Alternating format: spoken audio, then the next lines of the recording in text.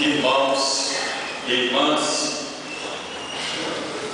celebramos hoje o 6º domingo da Páscoa, já nos aproximando da descida do Espírito Santo sobre nós, para ser presença permanente na vida da nossa comunidade.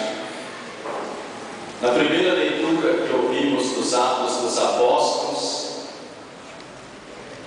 encontramos Paulo e Barnabé, que saem de Jerusalém e vai para Antioquia propagar a mensagem de Jesus.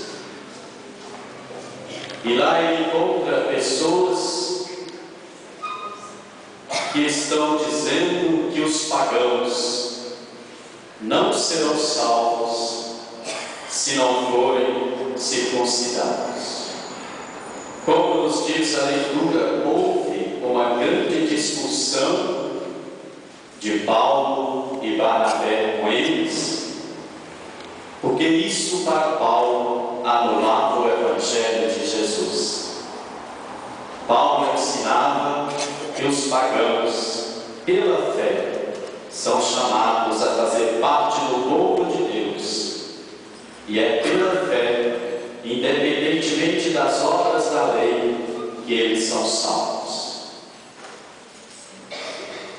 Todos nós sabemos que os primeiros cristãos eram oriundos do judaísmo, que se convertiam a Jesus, ou eram pessoas pagãs que não tinham religião. Os judeus convertidos diziam que os pagãos que se converteram ao cristianismo não seriam salvos se não fossem circuncidados, se não passassem por este ritual. Diante desta confusão, no contexto da pregação do Evangelho de Jesus com seus apóstolos, Paulo e Barnabé se sentem no dever de ir para Jerusalém, reunir com os apóstolos e todos os presbíteros ou os anciãos para resolver este problema. E a primeira leitura que nós ouvimos, a sua primeira parte traz a introdução desta reunião e a segunda parte a conclusão, o que eles decidiram, juntamente com o Espírito Santo, a respeito desta problemática. E aí então os apóstolos concluem, e esta conclusão envia para o povo de Antioquia, dizendo: aqueles que estão dizendo que os pagãos não serão salvos se não forem circuncidados, eles não falam em nome da fé, eles não têm autorização dos apóstolos, isto é, da comunidade, para falar em nome da comunidade.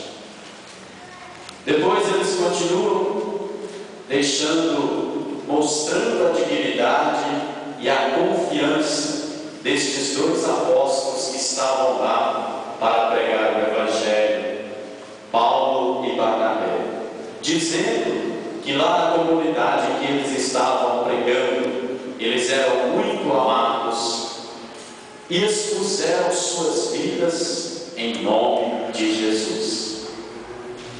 E aí nós vimos os apóstolos continuando a conclusão nesta carta que escreveu, dizendo que diante desses conflitos e desses desafios que Paulo, Barnabé e os outros discípulos de Jesus enfrentaram, e também quando eles estiveram reunidos em Jerusalém no concílio, não lhes faltou a presença do Espírito Santo.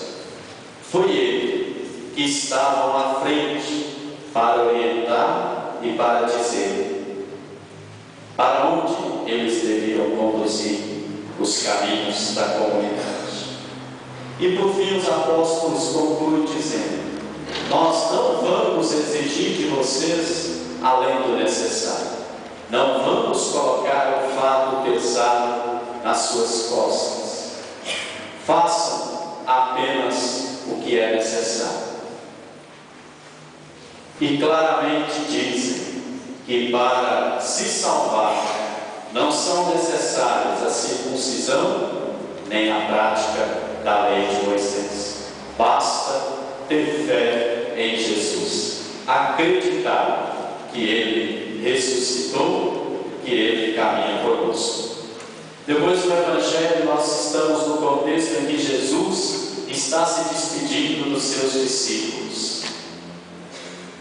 Mas Jesus diz para eles que deixam uma herança, seus ensinamentos, suas palavras, seus gestos não serão esquecidos.